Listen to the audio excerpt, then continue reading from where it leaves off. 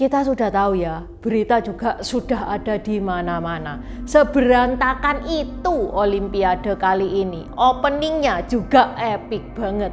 Namanya Olimpiade. Openingnya itu pasti ditunggu-tunggu sama seluruh dunia. Sejagat raya nunggu semua openingnya. Kali ini opening Olimpiadenya sangat-sangat dengdong. Bahkan dinobatkan sebagai opening terburuk sepanjang sejarah. Tiongkok sampai ngeban opening dari Olimpiade Paris kemarin ini karena nggak mau mengecewakan masyarakatnya sih. Orang-orang Tiongkok kan ya kepengen tahu ya, kepengen lihat opening Olimpiade itu kayak gimana. Dan TV-TV di Tiongkok itu ndak menayangkan siaran dari TV-TV negara lain. Tiongkok belani ngedit opening Olimpiade kemarin, yang pasti banyak yang disensor, banyak adegan yang dipotong, dan video editan itulah yang boleh dipertontonkan ke masyarakatnya. Adegan apa saja toh yang disensor sama pemerintah Tiongkok? Selain Intan ngebahas adegan tersebut, Intan juga akan ngebahas Olimpiadenya itu sendiri yang out of the box kali ini wes epic banget pokoknya. Tajani hao, namaku Intan, selamat datang di channel aku, Dynasty. Kalau teman-teman suka sama kaos yang Intan pakai, sebentar lagi sudah close PO ya, tinggal beberapa hari lagi sudah close PO. Segera di order, bisa di check out via Shopee sama Tokped yang linknya ada di deskripsi. Yang Intan pakai ini gambar foto dokter terhebat zaman 3 negara. Teknik bedah, teknik bius itu dari dia asalnya. Yang Intan pakai kan polo shirt nih ya, ada juga yang kaos oblong kalau teman-teman mau. Selain gambar foto, ada juga tokoh-tokoh Tiongkok lainnya seperti Konfusius, Hakim Pao, Kera Sakti, Kaisar pertama Tiongkok Qin Shi Huang, tokoh Samkok juga lengkap, mulai dari Guan Yu, Zhuge Liang, Zhao Zhenlong, Huang Zhong, 3 bersaudara, 5 jenderal macan, sampai antagonisnya Cao Cao dan Liu Bu juga ada. Okay, let's start!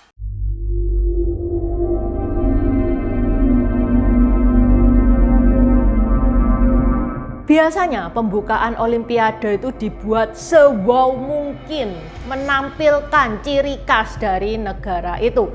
Lah kali ini openingnya itu sangat-sangat kontroversial. Salah satu yang kontroversial adalah adegan perjamuan terakhir alias The Last Supper. The Last Supper itu bagi umat Kristiani itu adalah salah satu peristiwa yang sakral karena itu H-1 sebelum Yesus Kristus disalib. Nah, The Last Supper yang ada di pembukaan Olimpiade Paris itu guys, diperankan oleh komunitas LGBT. Dan ini banyak ngebikin orang Kristen di seluruh dunia itu sakit hati. Tahu sendiri kan, umat Kristen itu umat terbanyak di seluruh dunia. Dan umat Kristen itu mengharamkan LGBT. Hubungannya sama Tiongkok apa, Cek Intan? Tiongkok kan bukan negara yang mayoritas Kristen. Tiongkok memang bukan negara Kristen. Tapi dia melarang LGBT jugaan. Melarang LGBT secara UU negara, nggak boleh nikah dengan sesama jenis, bahkan ganti kelamin aja juga tidak boleh. Jangankan LGBT guys ya, Tiongkok itu ngelarang cowok itu pakai make up, ngelarang cowok itu berdandan kayak cewek, ngelarang pakai baju-bajunya cewek. Nah, di sesi The Last Supper ini Tiongkok batin, waduh ini adegannya ini SWT banget dah, akhirnya disensor sama Tiongkok. Itu yang pertama. Yang kedua, salah satu pemeran The Last Supper, tuh lihat nih orang ini, dia pakai kancut doang guys, dan itu nyaris kelihatan telurnya. Parahnya lagi, di depannya dia itu anak kecil ini juga salah satu pemandangan yang nggak patut banget untuk dilihat. Terus juga ada pria biru yang hampir telanjang tuh, cuman pakai kancut doang sama mahkota bunga. yang mana dia juga joget-jogetnya joget-joget yang gak jelas, joget-joget agak erotis kayak gitu. Ini mempresentasikan Dionysius. Dionysius itu dewa anggur dari Yunani. Ya, Prancis ini apa nggak punya tokoh penting apa gimana? Ngapain dia itu mempresentasikan Yesus lah, Dionysius lah, yang mana itu bukan dari Prancis. Oh, ada Cik Intan, Tiongkok punya tokoh Marie Antoinette, itu Ratu Boros yang dipenggal. Lah, terus dibuat aksinya itu kayak gini. Ini kan ngeri kan ya, anak-anak kalau lihat gimana coba? Lah sekarang loh, Olimpiade itu ajang yang buat happy-happy. Masa dikasih tontonan orang kepalanya copot kayak gini?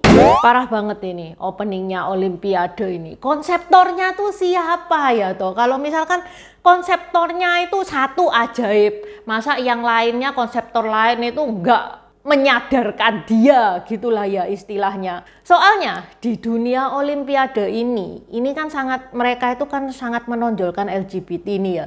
Di dunia Olimpiade sendiri, LGBT itu merusak konsep Olimpiade, bikin Olimpiade nggak fair, itu menurut Intan. Ya kalau misalkan ganti kelamin ya oke lah, itu urusanmu, itu nggak merugikan siapa-siapa, kalau cuma sekedar ganti kelamin doang. Nah kalau setelah ganti gender, terus daftar cabang olahraga wanita, ya fix dong itu nggak fair. Seperti kejadiannya Lia Thomas. Dia badannya cowok, tapi secara KTP dia cewek alias dia transgender.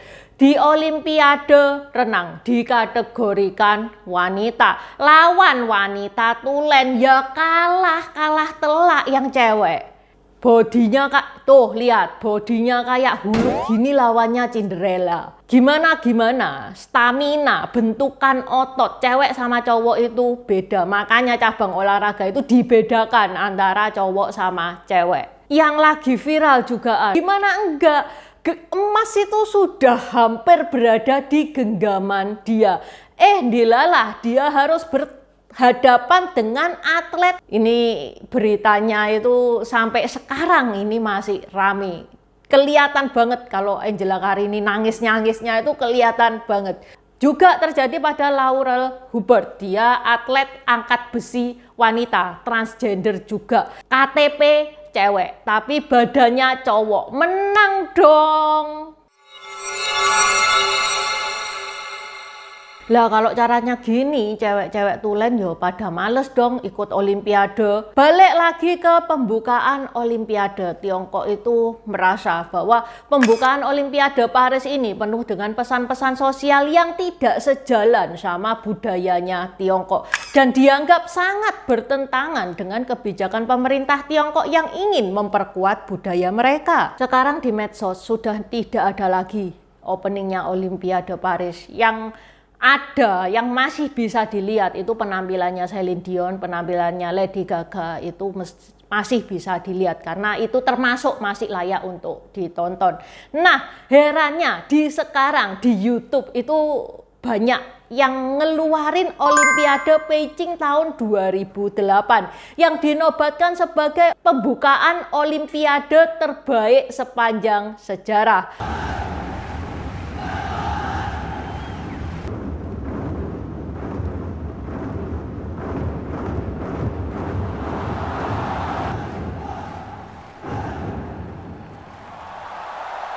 Belum ada yang bisa ngalahno, dan ini juga FYP di medsos-medsosnya Tiongkok.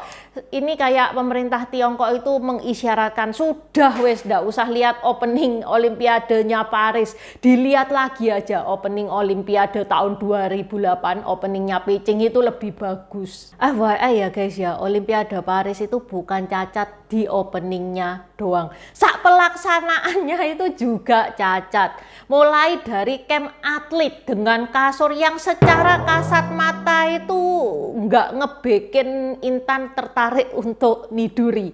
Kasurnya kasur kardus. BTW, atlet itu loh, itu mestinya butuh istirahat yang proper karena fisiknya digenjot, ya kan? Intan aja, terus terang nih ya, belum tentu bisa tidur di kasur kayak gitu. atlet polo air Matilda Kern itu sampai bilang bahwa kasurnya itu keras banget sampai dia itu kebangun 1 jam sekali. Sampai ini kasur dijuluki kasur antisek supaya sengaja dibikin kayak gitu, sengaja dibikin gak enak supaya atletnya tidak bisa begituan. Tapi itu katanya orang-orang, menurut penyelenggara itu nggak ada tujuan seperti itu karena itu kasur yang dirancang untuk anti COVID. Campnya itu guys juga tidak ada AC-nya, padahal di Paris itu sedang musim panas, sampai banyak negara-negara itu yang bawa AC sendiri, termasuk Indonesia. Sungai Seine, sungai yang dipakai untuk olahraga triathlon, itu juga bukan sungai yang layak dipakai untuk berenang karena banyak bakteri E. coli yang ada di sana. Bakteri E. coli, bakteri yang ada di kotoran manusia. Yap, di sungai itu banyak kotoran manusianya. Tapi itu dipakai buat berenang, yang mana ini ngebikin banyak atlet olimpiade yang muntah. Oke, sampai di sini dulu bahasan Intan hari ini tentang kecacatan Olimpiade Paris 2024. Kalau teman-teman punya info tambahan karena banyak banget ini problema-problema yang ada di Olimpiade, teman-teman kalau mau nambah-nambahin bisa banget nambah-nambahin di kolom komentar. Terima kasih sudah menonton. Buat subscriber baru, selamat datang. Terima kasih sudah menonton videonya Intan sampai habis. Intan sarankan buat teman-teman yang baru bergabung untuk nonton videonya Intan tentang pergantian dari dynasty ke dynasty. Ini nih videonya. Di deskripsi juga sudah Intan taruh. Karena di video pergantian dynasty itu adalah basic dari semua videonya Intan. Itu yang pertama.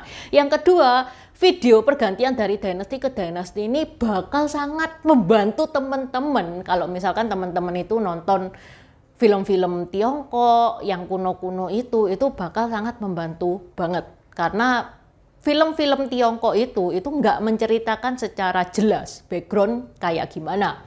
Terima kasih udah nonton channel ini sampai habis. Dukung aku terus berkarya dengan klik subscribe dan bunyikan lonceng di bawah ya guys.